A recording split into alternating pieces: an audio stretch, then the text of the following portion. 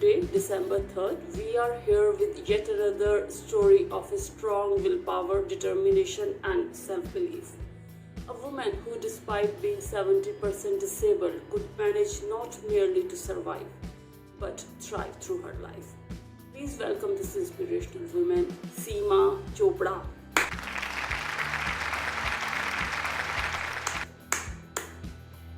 Hi Seema, we welcome you on our show and thank you so much for joining us. In fact, we are very glad to have you with us. Hello Rajni. First of all, I feel immensely honored to be here and I thank you very much Rajni for giving me this opportunity to speak about specially abled people. Seema, we are sure that your story of determination and courage can motivate many other differently abled people, especially women. So briefly, if you could share with us, with our viewers, your story. So Rajni, first of all, let me tell you that it's been quite a while since I am bedridden, almost 30 years. And in initial years, I was totally shocked for whatever happened to me, as I was just like any other active normal person before this disease stuck to me. But I don't know, somehow my inner strength and universe made me stronger, and I realized how I need to support myself first before expecting my dear ones to help me out. I started guiding and teaching out mates kids, as I thought that was the bare minimum I can do for anyone in this world. Soon after, I began to get more and more requests from underprivileged parents that included few teens as well, who wanted to brush up their communication skills. Gradually, in couple of years' time, I became sort of a well-known guide in my vicinity and around. And today, by the grace of God, I am financially independent and learning all possible skills that may equip me with more and better skills. I believe it served dual purpose. It not made me just financially independent, it helped me being alive, positive, and aligned with my soul. So, what do you suggest to specially abled women to stay financially independent?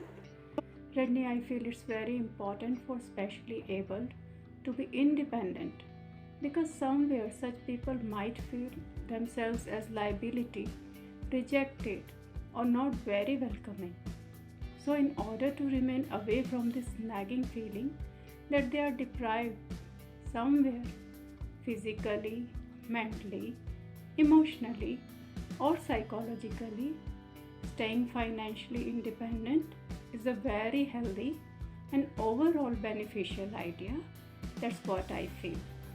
Seema, what principles of life did you follow to stay strong?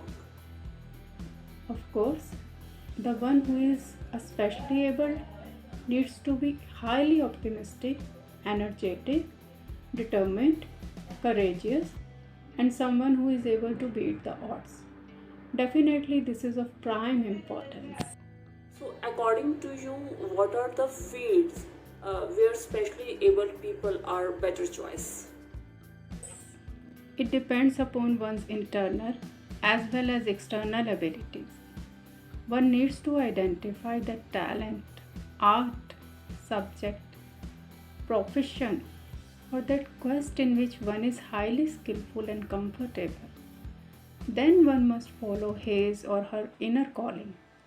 Then comes the accessibility.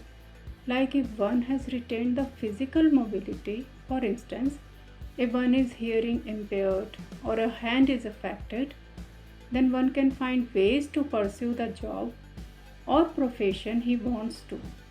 But in other cases, like in mine, being paraplegic, it was not that simple to carry out what I wanted to, whether it was my studies or my being financial independent. So in this regard too, if one can prove at par in skillness, then this world is full of such people around us, from Stephen Hawking to late Shri Ravindra Jain ji. What message would you like to give to all differently able women across the world on World Disability Day? Yes, Rajni, I definitely like to give a message, which is that the whole world, developed or developing nations particularly, need to understand that specially able women wish to prove themselves with all their abilities in disability. And I wish to add here that they are equally dedicated to work. So instead of sympathy, just be empathetic with them and give equal chance to prove themselves. This message is for government as well as for masses. Seema, thank you so much for being with us and having such an inspiring conversation. Thank you very much, Rajni, for giving me such platform to speak to. I wish you all the success. Thanks a lot. I wish you a lot of health, success, and luck. Thank you so much once again for talking to us. Thank you guys for watching.